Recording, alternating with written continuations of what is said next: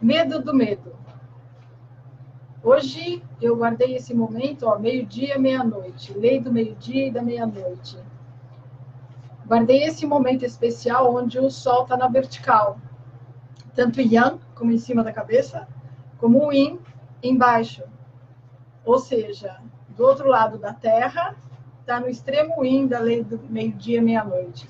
E aqui em São Paulo, a gente está no extremo Yang da lei do meio-dia, meia-noite, onde o Sol está na vertical. Mas, enfim, eu guardei esse momento especial porque realmente tem um mito, né? Tem todo um mistério em cima da meia-noite. E eu acho que isso tem tudo a ver com o que nós vamos conversar agora, nesse nosso encontro, nesse nosso momento especial, eu e você, que é a respeito do medo. Então, eu já venho fazendo um trabalho falando sobre o medo, as faces do mito, e desmanchando, né, essas ideias, esses pensamentos, sentimentos meio mórbidos a respeito do medo, e desmistificando ele, porque, na verdade, o medo é uma coisa muito boa na sua vida. Deus não ia colocar o medo em você para judiar de você, para limitar você, ou para fazer você sofrer, tá? Então, tudo que existe na realidade humana é uma coisa muito boa, é uma oportunidade, é uma bênção de Deus.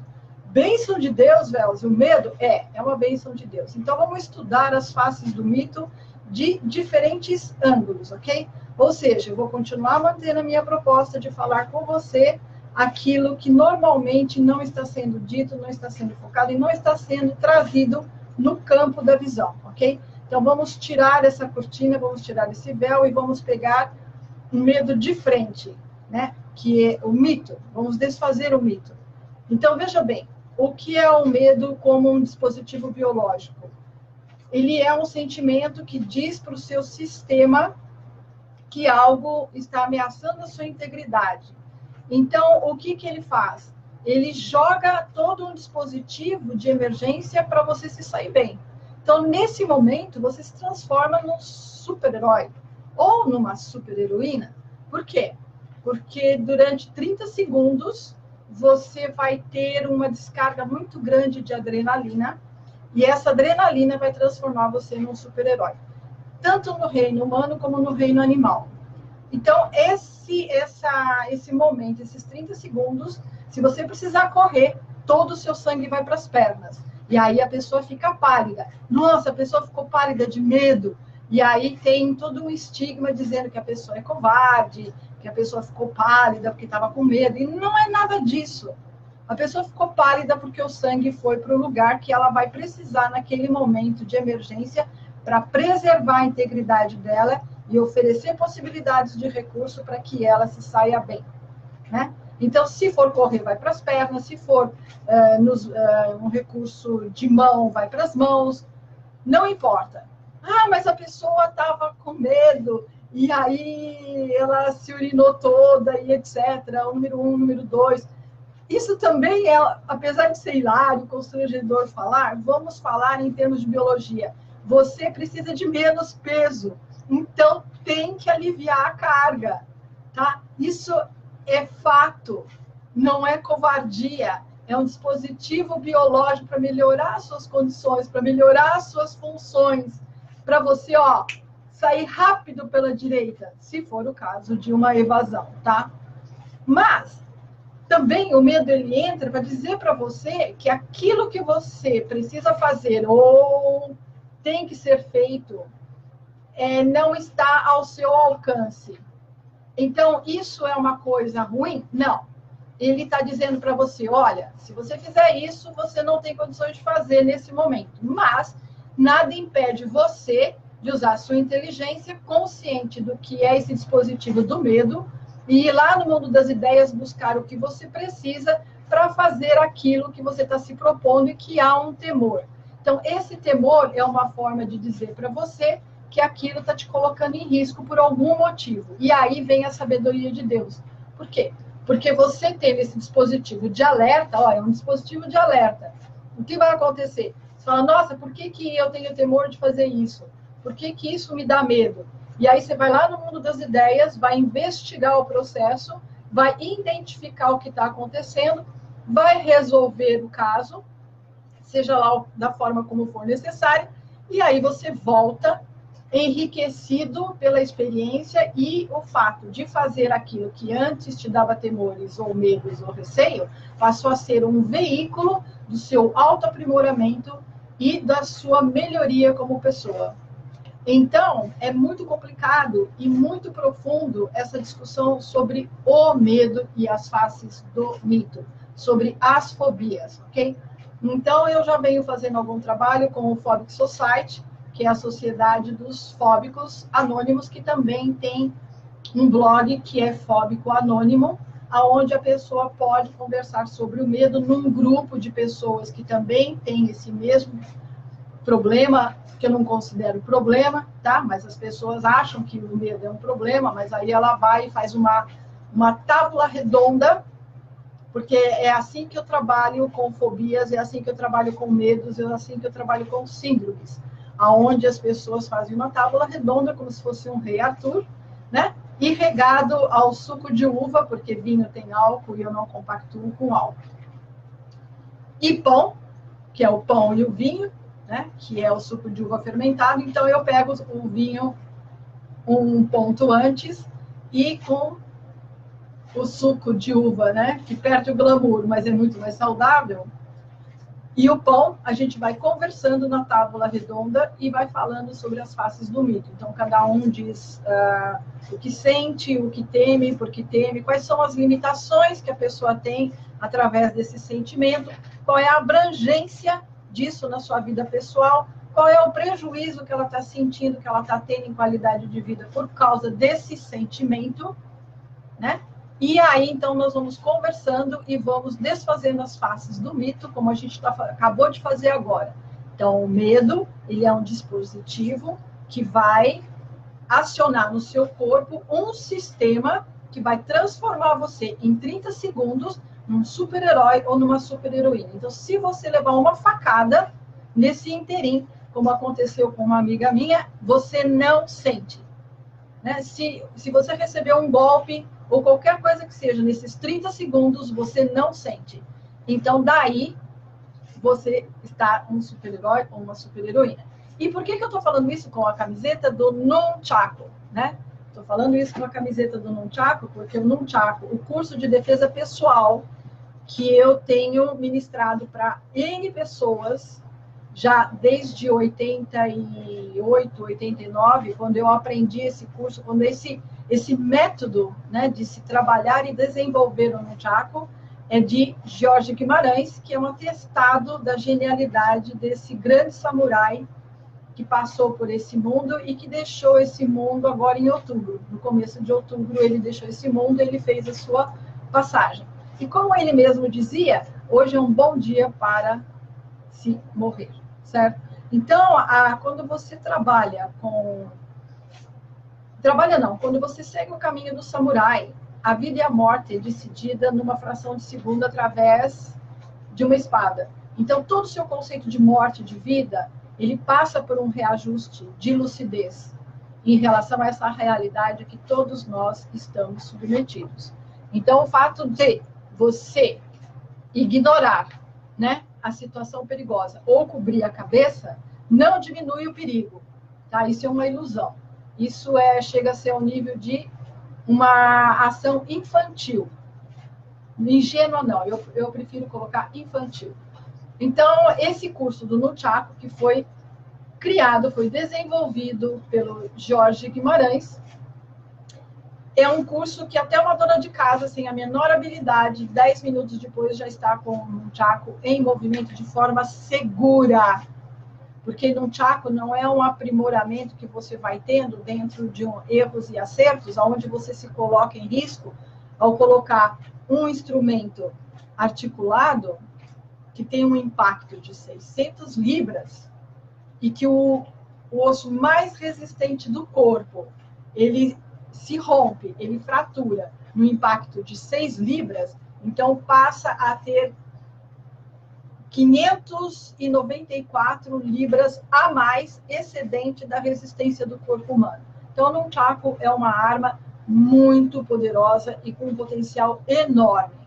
Então, você não pode simplesmente colocar ele em movimento com essa capacidade de impacto de uma forma, assim, experimental. Então, existe um método, existe uma técnica que o Jorge Guimarães desenvolveu. Eu vou contar em outro momento como foi que ele chegou na arte do Nunchaku e como ele chegou a desenvolver esse curso, que é excepcional, que ele fala defesa pessoal com Nunchaku. Opa, aqui, Nunchaku. E o que isso tem a ver com o medo e com a fobia? Tem a ver o seguinte, quando você coloca o Nunchaku em movimento, você precisa fazer uma ligação sináptica, um reajuste dentro do seu cérebro, que vai produzir, ao nível psicoemocional, o estado de ousadia. Olha que legal, ousadia. Então, quando você acionou a ousadia através da técnica do Nunchaku, o seu medo, ele passa a ter uma conotação diferente. Então, dizer que medo é sinônimo de covardia também é uma outra ilusão, é um grande desvio. Porque covardia não tem nada a ver com sentir medo. E coragem não tem nada a ver com a falta do medo.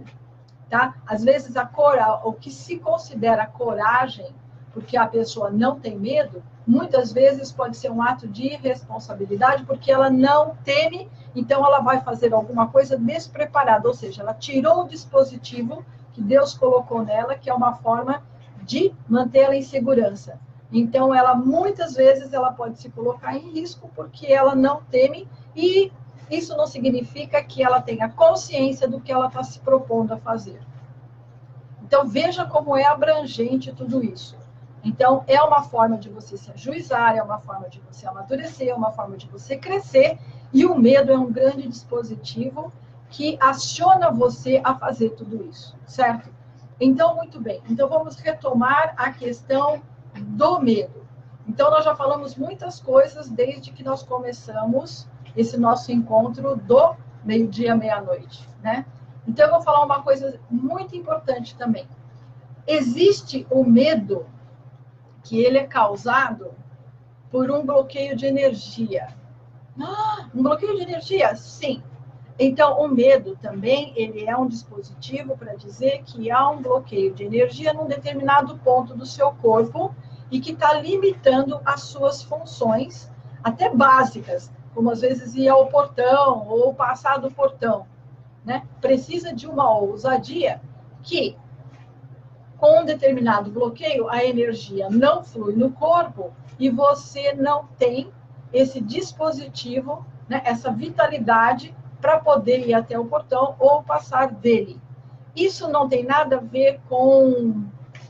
Eu não vou falar, porque senão depois vem... Esquece, vamos falar de uma outra forma, tá? Porque já passou um monte de coisa na minha cabeça aqui e eu não gostei do que vi. Então, vamos voltar.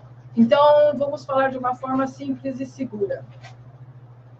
Se você tem um bloqueio de energia, você vai ter menos combustível para executar determinadas ações. Sim, agora eu estou falando de uma forma legal, tá? Então, o que acontece? Na hora que você vai executar aquilo, você sente medo, você sente temor. Mas, se você desbloqueia e infla o seu corpo de energia, então aquela ação fica dentro da sua capacidade. Então, não há mais temor.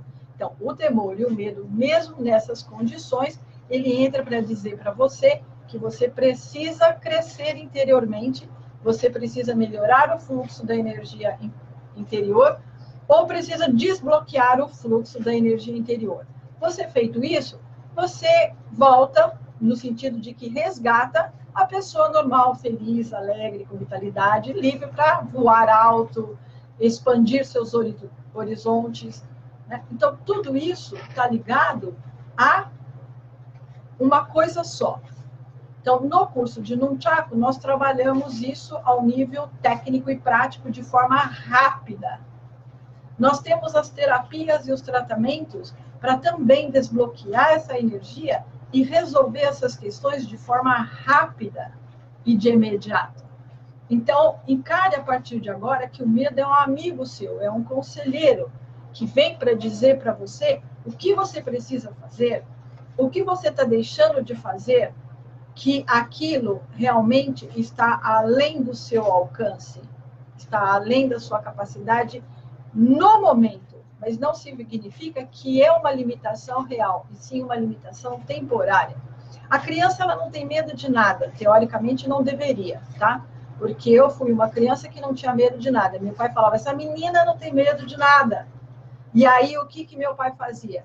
Como eu não tinha medo de nada, porque eu era extremamente ousada, né, e estava sempre investigando além dos limites e dos horizontes, porque eu sempre quis ir além do horizonte. Para você ter uma ideia de como isso funcionou na minha realidade de vida, meu pai não me deixou aprender a nadar. Por quê? Mesmo com prescrição médica, ele não me colocou numa aula de natação. Eu fui aprender a nadar aos 31 anos de idade. Por quê? Porque ele sabia da minha ousadia. Então, ele dizia assim, de uma forma bem bonitinha. Ele dizia assim, se essa menina sabe nadar, ela vai buscar os barquinhos lá no horizonte. Então, o único jeito que ele tinha de me controlar era eu não saber nadar, porque aí eu ficava aonde a água dava teto, né? Ou garganta. E aí eu ficava praticando bodyboard até onde dava. Então, era de lá onde dava até a margem. E ficava assim, né? Mas meu pai, ele sabia a filha que tinha, né? Porque eu era ousada, mas eu não tinha noção do perigo. E ele também era um homem extremamente inteligente e sabia que eu não tinha noção do perigo. Então, o que ele fazia dentro do que ele conhecia? Ele trabalhava o medo, né? Então, ele trabalhava o medo, que era justamente o temor, que era uma forma de me dar um certo freio e me dar uma certa segurança em termos da minha vida pessoal, né? Principalmente quando ele não estava me olhando ou me controlando, vendo o que eu estou fazendo. Quando eu era pequenininha era fácil, mas depois que eu cresci e ganhei asas, então tinha momentos que ele não podia estar monitorando. E então ele procurava chamar a minha atenção através do temor, através do medo de determinadas coisas.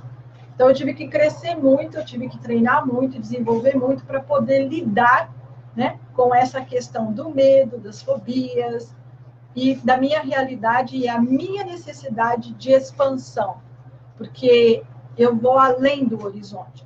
Ontem eu estava conversando com um amigo e eu disse assim, enquanto você não trabalha, o horizonte é um ponto, né, no desenho é o ponto de fuga, aonde as paralelas se encontram. E isso é um jogo de perspectiva, uma ilusão que você cria através das linhas dentro da criação de um desenho, de um quadro, que você vai desenvolver um nível de perspectiva. Porque eu também tenho um lado de artista, né? De desenhista, cartunista, de cartunista eu passei para artista, aonde minha formação é impressionismo, e também é impressionante, impressionismo é impressionante, onde através dessa técnica de pincel e óleo sobre tela, eu entendi o processo de impressionar. É muito importante. E a partir do momento que eu comecei a desenvolver o desenho artístico e impressionista, eu comecei a entender o tal ao nível intuitivo. Mas isso eu falo num outro momento. Mas, enfim, então, a partir do momento que eu comecei a desenhar, então eu sabia que tinha um ponto de fuga no infinito, que é a linha do horizonte, aonde as coisas convergem. As paralelas nunca se encontram, mas no ponto de fuga, no horizonte, ela se encontra. Então, isso é uma ilusão de ótica, mas também é uma realidade. Porque, peraí, como é que as paralelas não se encontram, mas se encontram no ponto de fuga? E aí eu já fiz uma conversão. Eu já me coloquei como ponto de fuga e as paralelas à minha frente, aonde elas vão abrindo cada vez mais infinitamente. Que isso é o quê? É o 8, é o pá, ele abre. Então eu mudei a minha perspectiva de realidade quando eu percebi isso e me coloquei eu como um ponto de fuga. Então eu deixei de ser uma pessoa míope, que não consigo ver a distância, para ser o ponto de fuga, o ponto na linha do horizonte, onde a visão expande e eu acabo tendo uma dilatação e uma expansão enorme, infinita de visão, certo? Então, a partir do momento que você muda isso, tudo muda. E aonde fica o medo nisso tudo? Um gatilho, tá? Só para concluir, ele é um gatilho que pode acionar tudo isso. Ou prender você. Então, eu vou encerrar isso com a historinha do Chico Buarque para a filha dele, que eu li ao acaso numa livraria, quando eu deparei com esse livro que estava lá, Chapeuzinho Amarelo. Eu falei, o que Chapeuzinho Amarelo? Todo mundo conhece Chapeuzinho Vermelho, mas Chapeuzinho Amarelo, o que é isso? Aí eu vi que era do Chico Buarque. Eu falei, nossa, Chico Buarque, Chapeuzinho Amarelo, o que é isso? E ele simplesmente fez, ele contava essa historinha para a filha dele, que era a história do Chapeuzinho Amarelo. Então, Chapeuzinho Amarelo era uma menina que tinha medo.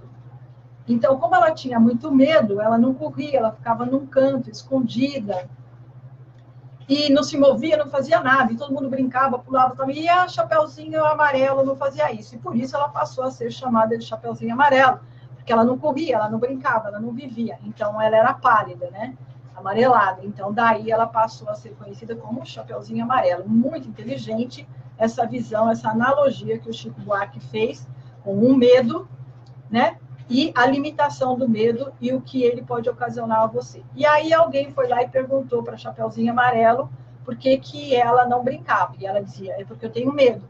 Ah, mas você tem medo do quê? Do medo. Do quê? Do medo. Do quê? Do medo. Do quê? Do medo, do medo, do medo, do medo, do medo, do medo do lobo mau. Nossa, que fantástico. Então, o medo do lobo mau deu um sentimento para ela que assustou ela. E aí ela ficou com medo. Esse medo potencializou e aí gerou um outro medo. Então, é isso que acontece com o medo. Ele vai se potencializando, ele fica como uma cebola. Ele vai criando camadas, porque você vai convivendo com sentimentos que são assustadores. E esse sentimento assustador gera um potencial. É como o bolero de Ravel, né? Que cada volta que ele dá, ele sobe uma escala, tá?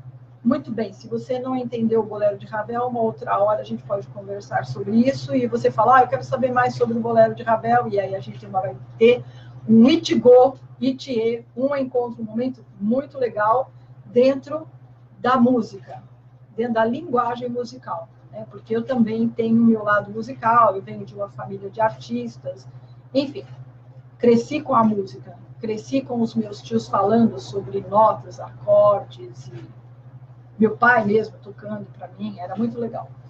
Mas entendeu? Então, essa questão do medo que a Chapeuzinho Amarelo tinha a respeito em relação ao lobo mau, criou uma cebola de medos ao ponto de imobilizar ela e ela ficar paralisada, estática, num canto, né? Vivendo a síndrome do pânico. Muito bem. Mas a partir do momento que alguém investigou e ela começou medo do medo, do medo, do medo, do medo, até chegar no lobo mau, quando ela percebeu que era o lobo mau a raiz de todo aquele processo de medos, todas aquelas camadas, né, de medo, então ela encarou o medo de frente, né? Por quê? E ela fez a pergunta, por que eu tenho medo do lobo mau? Por que o lobo mau me assusta? E é isso que é o que nós começamos esse Itigo Itie, né? O que está causando esse dispositivo de proteção dela e que, no caso, potencializou de uma forma errada porque ela não encarou pela forma certa. No momento que ela viu o lobo mau, ela não fez a pergunta correta. Por que isso me causa medo? O que é que está me faltando? O que é que eu preciso deixar de fazer para que o lobo mau não seja algo tão temeroso para mim? A partir do momento que ela entrou nessa reflexão e ela entendeu, o medo foi. Por quê? Porque aí ela não tinha mais, ela não era mais ameaçada, o lobo não ameaçava mais ela, então o medo não é mais necessário. Esse dispositivo não é mais necessário para protegê-la. E aí a Chapeuzinho Amarelo provavelmente passou a ser Chapeuzinho Vermelho, né? Porque aí ela passou a correr, a brincar e tudo mais. Bom, enfim, a história do Chapeuzinho Amarelo é assim que foi desencadeada a forma e a expressão como Chico Buarque desenvolveu a história do medo, usando essa fábula infantil, um pouco adaptada para o propósito dele. Muito inteligente, falamos muitas coisas e eu espero que seja legal, que tenha sido muito bom para você acionar um monte de coisas aí dentro, né, e fazer uma revolução interior, tirar, né, ilusões e abrir novas ideias e, né, expandir a mente. Então, a partir desse momento, o medo na sua mente, no seu mundo das ideias, passou a ter uma conotação diferente, e isso foi como um vírus, né, dentro do computador, onde ele dizimou todo o misticismo e todo o estigma que está envolvendo a palavra medo. E que tem muita gente sob medicação para poder lidar com esse sentimento, né, com esses pensamentos, que, na verdade, é uma coisa super boa. Você não tem que inibir o medo, você tem que entender o que ele é, o que ele está te dizendo e fazer o que precisa ser feito, certo? Pode ser um curso de mantra, pode ser um curso de luchar, pode ser uma técnica de vazio, né? Tai, equilíbrio, né? Então, Tai, né, que é homem centrado, transpassado pela sabedoria, que leva ao estado de Uti, que é o vazio pleno. Então, tem uma técnica que eu trabalho que passa a ser, através de um toque harmonioso e equilibrado, passa a ser o estímulo de indução para você equilibrar a sua mente e sair desse quadro. Tem pessoas que não conseguem, estão num momento de vida que não conseguem fazer isso sozinhas, não conseguem ficar em pé e fazer um tai chi. Então, aí eu vou e faço o tai chi para ela ao nível induzido. Então, tem técnica passiva de tai chi, tem a técnica ativa de tai chi, que é o tai chi chuan propriamente dito, tem a técnica de tai chi interior, que a própria pessoa faz em si mesmo, que eu venho falando, e agora, a partir de agora, eu vou começar a transmitir o tai chi interior em grande escala, porque é um estado de emergência. Então, todo primeiro final do mês, não, todo primeiro final de semana, não é do mês, todo primeiro final de semana do mês, é isso? Me perdi. Tá, tudo bem. Então, todo primeiro final de semana do mês tem a transmissão do Tai Chi interior, ok?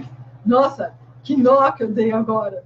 Mas ficou claro, né? Só você acompanhar, porque lá na minha página de Tai Chi Sem Forma, então tá lá as datas e os horários que o Tai Chi interior estará sendo transmitido até dezembro, ok? Então, muito obrigada. Xie xie. Sai, tchê.